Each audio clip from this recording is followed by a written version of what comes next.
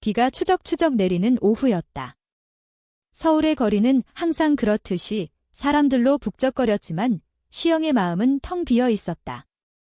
그녀는 지하철에서 내려 우산을 펴들고 친구 민지의 오빠 집으로 향하는 골목을 걸었다.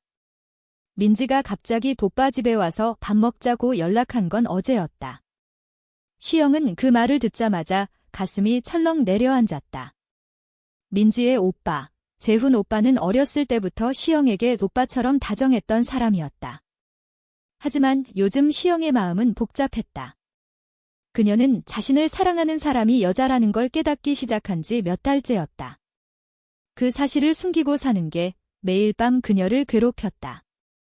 시영아, 여기야. 골목 끝 오래된 빌라 앞에서 민지가 손을 흔들었다. 재훈 오빠의 집은 이 동네에서 제일 오래된 건물 중 하나였다. 80년대에 지어진 벽에 페인트가 벗겨진 그런 집 하지만 그 안에는 항상 따뜻한 밥냄새와 웃음소리가 가득했다. 시영은 미소를 지으며 다가갔다. 오랜만이야, 민지야. 오빠는 민지가 문을 열었다. 오빠는 아직 출근 중이야. 곧 올 거야. 들어와. 집안은 익숙한 냄새로 가득했다. 된장찌개 향이 코를 자극했다. 시영은 신발을 벗고 거실로 들어섰다. 그런데 문득 이상한 소리가 들렸다.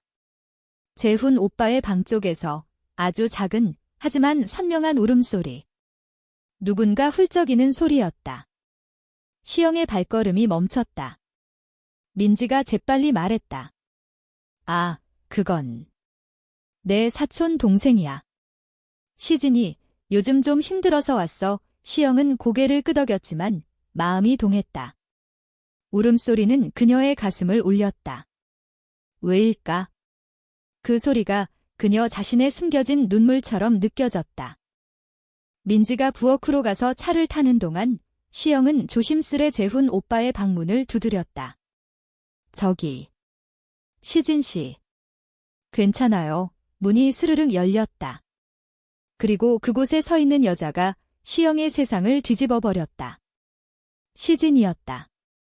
긴 검은 머리카락이 어깨에 흘러내린 창백한 얼굴의 여자. 눈은 붉게 충혈되어 있었고 입술은 살짝 떨리고 있었다. 그녀의 눈빛은 깊은 호수처럼 고요하지만 그 아래에 거대한 파도가 숨겨져 있는 듯했다. 누구세요? 시진의 목소리는 갈라져 있었다. 시영은 순간 숨이 멎는 기분이었다. 그 눈빛이 그녀를 꿰뚫는 듯했다. 저는 시영이에요. 민지 친구예요. 울음소리가 들려서. 미안해요. 방해한 것 같아요. 시영은 어색하게 웃었다. 시진은 고개를 저었다. 아니에요. 그냥 피곤해서요. 하지만 그 말은 거짓이었다.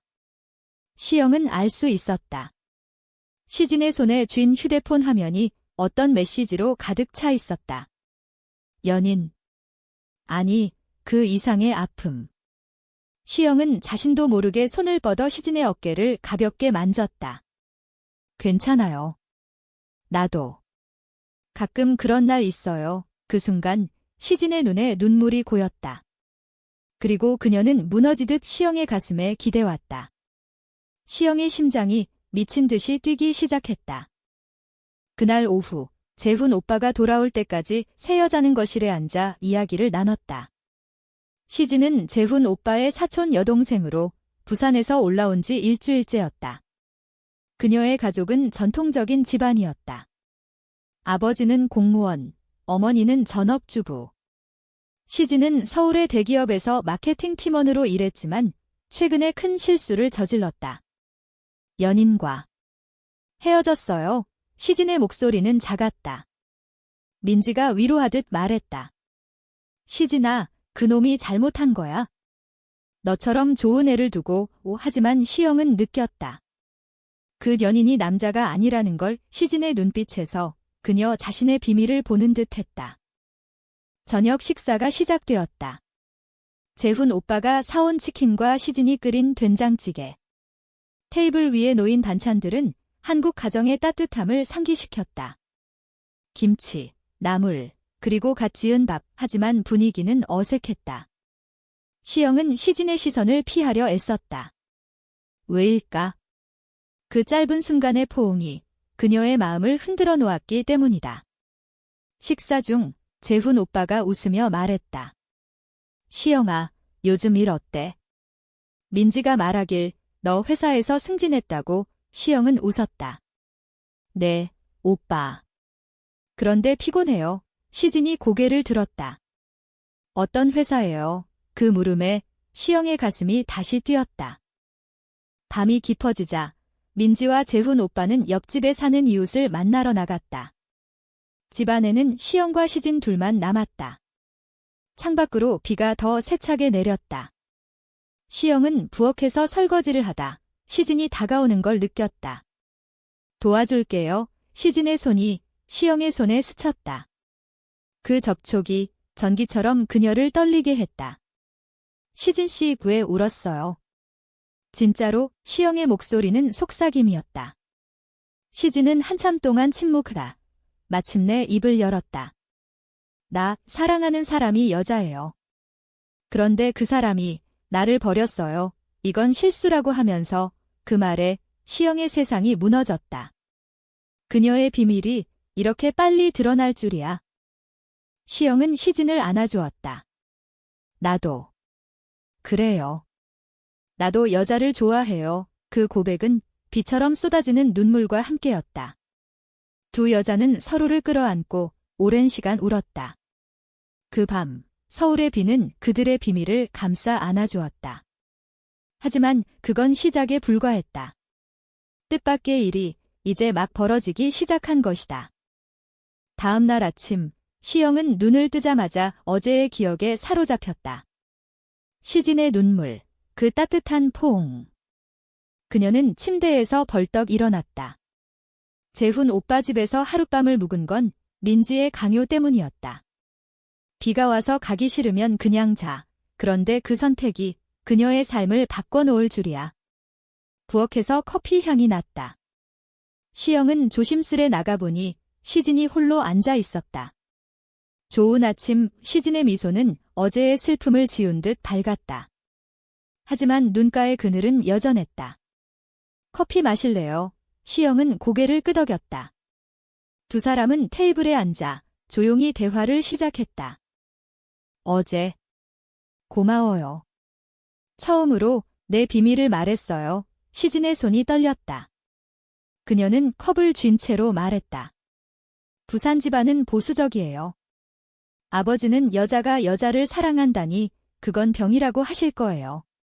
그래서 서울로 왔는데 그 사람도 결국 나를 이해 못했어요. 시영은 가슴이 아팠다.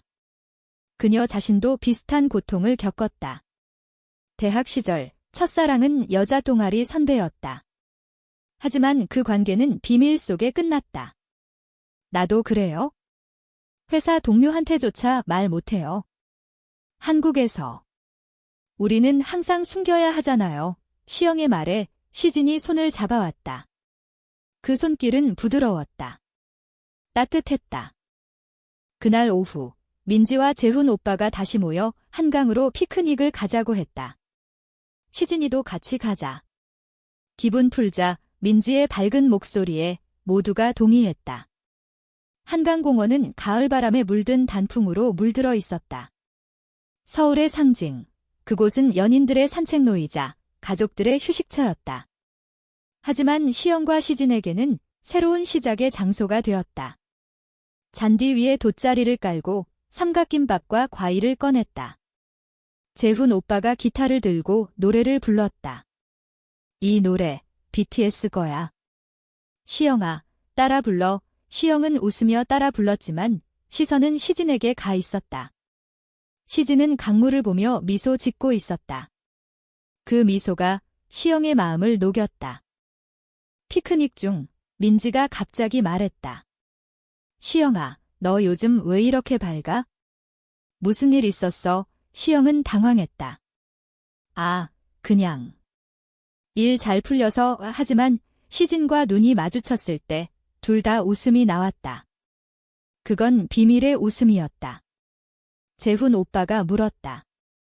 시진아, 너도 서울 생활 어때? 남자친구 없어. 그 물음에 시진의 얼굴이 창백해졌다. 아, 없어요. 오빠 민지가 장난스럽게 말했다. 시진이는 이상형이 BTS 지민이래. 나처럼 웃음이 터졌지만 시영은 시진의 아픔을 알았다. 한국 사회에서 레즈비언은 이상한 존재였다. 드라마나 영화에서도 그런 사랑은 숨겨지거나 비극으로 끝났다. 하지만 오늘 한강에서 그들은 자유로웠다. 저녁이 되자 네 사람은 자전거를 타고 강변을 달렸다. 시영과 시진은 나란히 페달을 밟았다. 바람이 머리카락을 흩뜨렸다. 시진 씨, 나랑 더 만나줄래요? 시영의 용기가 갑자기 솟구쳤다. 시진이 멈췄다. 시영 씨, 나도요. 어제부터 당신 생각만 해요. 그 말에 두 사람은 자전거를 세우고 강가에 앉았다. 해가 지는 하늘은 주황빛으로 물들었다. 시진의 손이 시영의 손을 감쌌다. 이게 사랑인가 봐요. 입술이 스쳤다. 가벼운 키스였다. 세상의 모든 소음이 사라진 순간. 하지만 그 행복은 오래가지 않았다. 집으로 돌아오는 길, 민지의 휴대폰이 울렸다. 재훈 오빠, 시진이 전화야. 집에 왔어. 아니, 시진은 우리와 함께였다. 시영의 등골이 서늘해졌다. 민지가 확인하니 시진의 집에서 온 전화였다. 시진아, 너 집에 안 갔어? 엄마가 찾으신데. 시진의 얼굴이 창백해졌다. 아직 안 갔어. 하지만 그건 거짓이었다. 시진은 재훈 오빠 집에 머무르고 있었다. 왜 엄마가? 시영은 직감했다. 무언가 잘못됐다. 집에 도착하자 문 앞에 낯선 여자가 서 있었다. 시진의 어머니였다. 시진아, 왜 전화를 안 받아? 너 그 여자랑 또 만났어. 어머니의 목소리는 날카로웠다.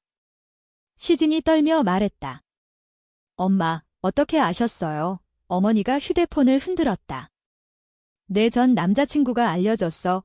시진이가 이상한 여자랑 사귀어라고. 그 말에 세상이 무너졌다. 반역. 시진의 과거 연인이 복수로 가족에게 알린 것이다. 시영은 충격에 얼어붙었다. 이게 현실인가? 어머니의 눈빛은 칼날 같았다. 집에 가자, 시진아. 이런 짓거리 그만둬. 시진은 고개를 저었다. 엄마, 이건 제 3이에요. 사랑이에요. 하지만 어머니는 재훈 오빠를 보며 말했다. 재훈아, 내 사촌 동생이 왜 이래? 부산으로 데려가야겠어. 재훈 오빠는 당황한 표정으로 시영과 민지를 봤다. 이게 무슨?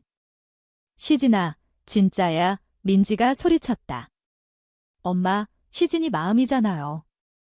왜 그래요? 집안은 아수라장이 되었다.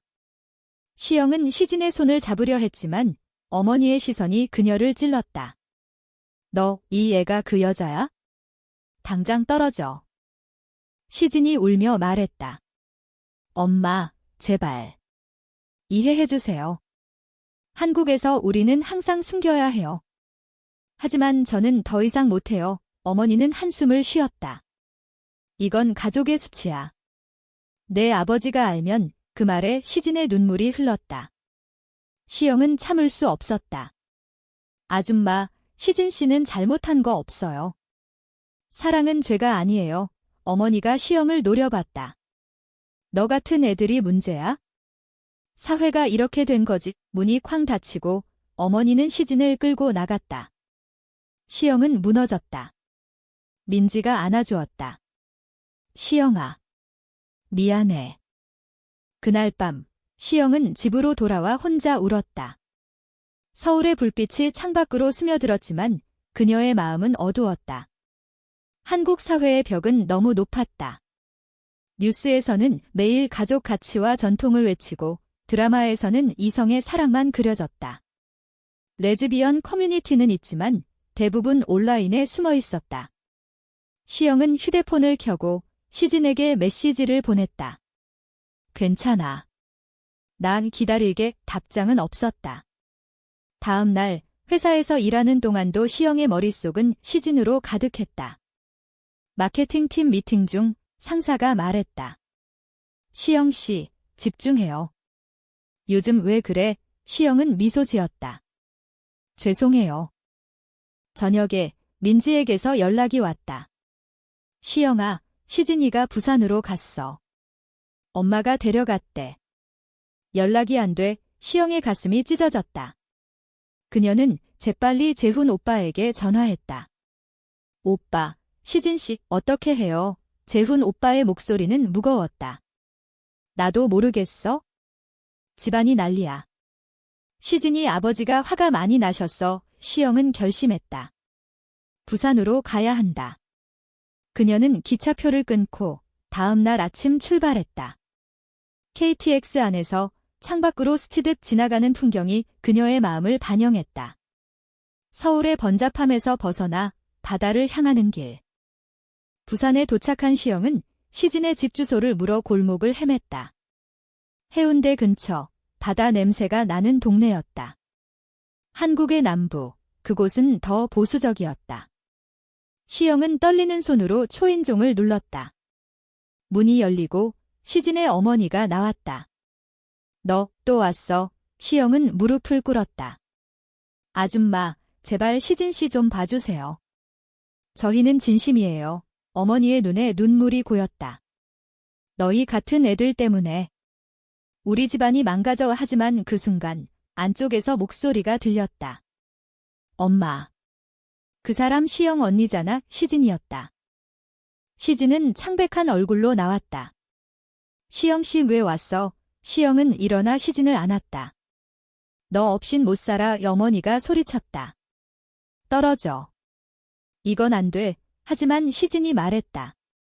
엄마, 저 갈게요. 서울로 충격적인 선언이었다. 어머니가 무너지듯 앉았다. 시진아. 내가 이럴 줄 몰랐어. 시진은 울며 말했다. 엄마, 사랑은 선택이 아니에요. 이해해주세요. 두 여자는 집을 나섰다. 부산의 거리는 그들의 발자국으로 물들었다. 서울로 돌아오는 기차 안, 시진은 시영의 어깨에 기대었다. 고마워. 내가 와줘서. 시영은 속삭였다. 우리 함께라면 이겨낼 수 있어. 하지만 그 행복은 또다시 위협받았다. 시진의 전 연인이 소셜미디어에 그들의 사진을 올린 것이다. 이게 진짜 시진이야. 익명 계정이었지만 곧 퍼졌다. 회사, 가족, 친구들. 반역의 파도가 밀려왔다. 소셜미디어의 폭풍은 잔인했다. 시진의 회사에서 먼저 연락이 왔다. 시진 씨, 사직서 제출하세요. 회사 이미지가 시영의 회사도 마찬가지였다. 시영 씨, 이런 소문이 돌면 곤란해요. 한국의 직장 문화는 개인의 사생활조차 용납하지 않았다. 조화라는 이름 아래 모든 게 숨겨져야 했다. 시영과 시진은 재훈 오빠 집으로 피신했다. 민지가 말했다. 둘 다 여기 있어? 내가 도와줄게. 하지만 재훈 오빠는 머뭇거렸다. 이게 가족에게 어떻게 말해?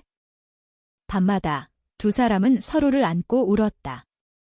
시진아, 후회 안 해? 시영의 물음에 시진이 대답했다. 아니. 너 만나서 처음으로 나를 사랑할 수 있게 됐어. 그들은 산책을 나갔다. 남산타워로. 서울의 야경이 펼쳐진 그곳에서 케이블카를 타고 올라갔다. 여기서 우리 맹세할까? 시진이 말했다. 어려워도 함께. 시영은 고개를 끄덕였다. 키스가 별빛처럼 빛났다. 하지만 아래에서 세상이 그들을 기다리고 있었다. 충돌은 곧 왔다. 시진의 아버지가 서울로 올라왔다. 재훈 오빠 집에 불쑥 나타난 그는 문을 두드리며 소리쳤다. 시진아. 나와. 집 안은 긴장으로 가득했다. 시진이 문을 열었다. 아버지의 얼굴은 붉어져 있었다. 이게 무슨 짓이야? 내 전 남자친구가 다 알려줬어. 너 미쳤어. 시영이 나서려 하자 아버지가 막았다.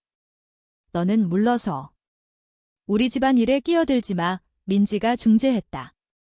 삼촌, 시진이 행복한 게 제일이잖아요. 하지만 아버지는 고집스러웠다. 행복. 이건 병이야. 치료받아야 해. 시진이 울며 말했다. 아빠, 저는 병이 아니에요. 그냥 사랑해요. 시영 씨를 아버지의 주먹이 허공을 쳤다. 한국에서 이런 게 가능해? 이혼 소송, 가족 단절. 다 잃을 거야. 그 말은 현실이었다. 한국의 법은 동성 결혼을 인정하지 않았고 사회는 차별로 가득했다. 시영은 시진을 보호하듯 안았다. 아저씨, 시진 씨를 데려가지 마세요. 아버지가 시영을 노려봤다. 너 때문에 우리 딸이 망가졌어. 그는 돌아섰다. 시진아, 내 선택이야.